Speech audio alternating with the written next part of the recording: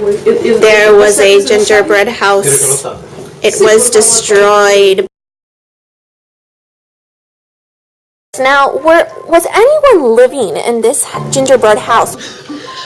Yes, there was a very old fairy that lived in there. She died. Oh, I'm sorry. She was elderly. Very, very, very, very elderly. And how long did it take you to learn how to fix historic gingerbread houses? I've been doing this my whole life. Oh, okay. It is well known that all gingerbread houses historically have two entrances, one in the front and one in the back. The one in the front, which greets the neighbors, is meant to be purposefully foul because you don't want the neighbors to visit. I mean, it's a neighborhood's usually full of ogres and evil sorcerers and all kinds of undesirables. The back entrance, however, is open to the forest where the animals live and the rabbits, and that one you want to have very edible, so the animals are attracted to that back door where you can then slaughter them and have them for dinner.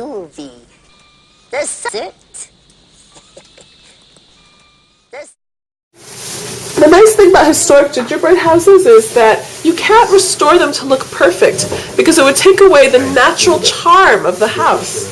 It really truly must be a sort of ad hoc creation. There was death and carnage everywhere. Shouldn't we have firefighters? Oh, to come and at least remove their bodies? They're going to be used as fertilizer for the garden.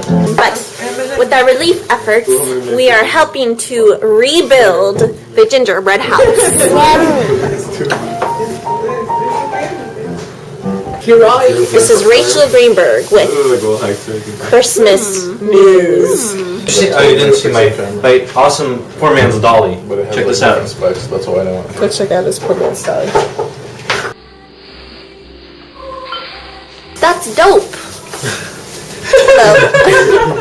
Thank you.